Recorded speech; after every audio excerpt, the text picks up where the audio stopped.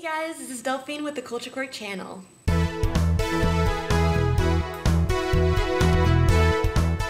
So this week I'll be going over what I think are the best things to watch in the media and whatnot if you're learning Japanese, and I'll be starting with the least beneficial and working up to the most beneficial.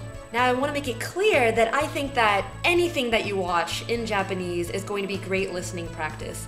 And the most important thing of all is that you enjoy it so that you want to watch it more and more, which is the key to learning. So I don't think that any of the things that I'll be talking about are bad per se, but I do think that some of them are more beneficial than others for reasons that I'll be explaining. So let's get started.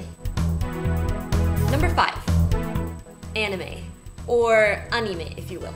This type of Japanese media is probably the most popular outside of Japan. If for any reason you don't know what it is, it's basically just a Japanese cartoon. I personally don't watch too much anime anymore. I used to be a little bit more into it, but I can still enjoy a good anime series. The reason it's at the bottom of my list is just because the vast majority of the time, Japanese people don't actually sound like anime characters. That doesn't make it a bad thing to watch, as you'll be listening to a lot of vocab and grammar that really does exist. But it's a cartoon, so the way that people talk and the way they move, that's just not how real people act. So if nothing else, just be aware that anime is not the best representative of the Japanese language, and try not to rely on just anime to learn Japanese. By the way, I'm not sure how many of you guys watch these, but I would also put stage plays on this level. I've only watched a couple of plays before, and not only are there sometimes musical numbers, which obviously don't happen in real life, but that kind of acting is just really dramatic and also not very representative of the way Japanese people actually speak. Okay, let's move on to the next one.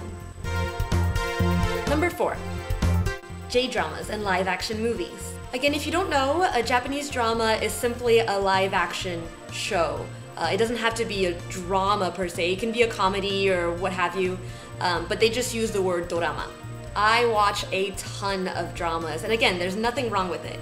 I do think this is a step up from anime because now you're watching actual people talk, which does make a big difference. Now there's still a script, not to mention sometimes actors are a little bit more dramatic and whatnot, which all of that isn't very natural. But they can still be very beneficial, and they're a lot of fun.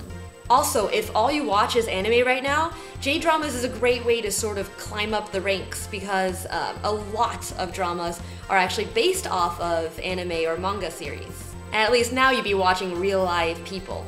And let's go to the next one. Number 3, variety shows. There are so many different kinds of variety shows in Japan on comedians, other celebrities, music shows, game shows, animal shows, the list goes on.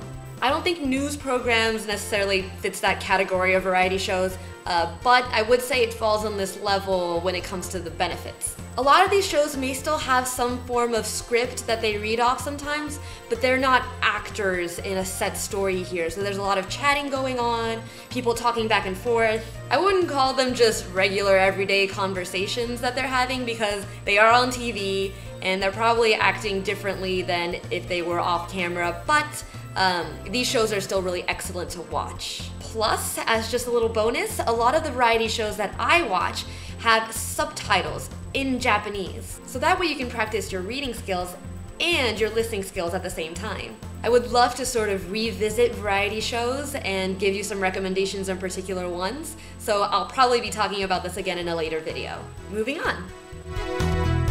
Number 2, behind the scenes type of footage and vlogs. Now we're really starting to get to that natural Japanese speech that we're trying to learn. I've watched behind the scenes footage on TV shows and movies or on the set of music videos and whatnot, and interviews are good too, but I think the best kind of footage is when there's just a group of people chatting it up about whatever. It doesn't get much more natural Japanese than that. Of course, this footage is a little bit more difficult to get a hold of, so another thing that I would recommend is vlogs on YouTube or whatever.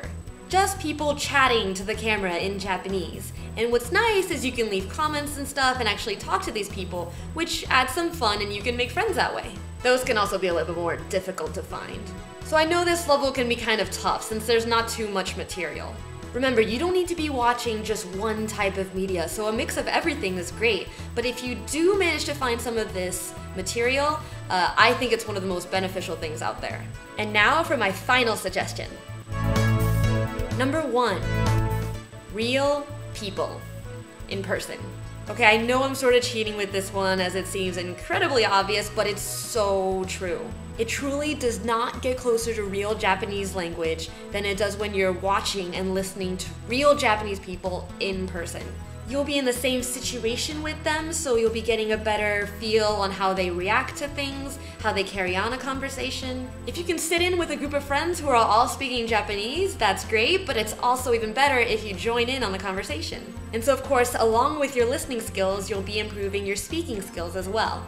I mean, most people who are learning a language want to be able to speak it, right? And listening and watching media can be really helpful in that when you're on your own. But if you ever have the opportunity to practice your Japanese with Japanese people, please take that opportunity.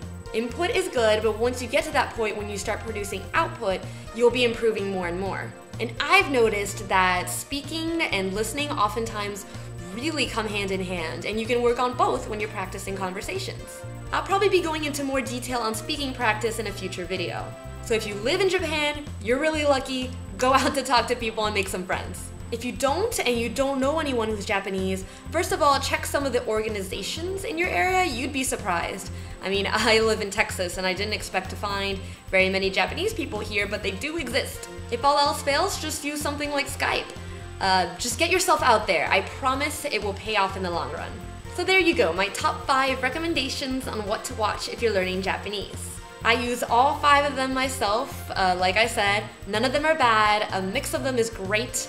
And the most important thing is that you're having fun with it and that you find something that works. Okay, thanks for watching. See you guys next time.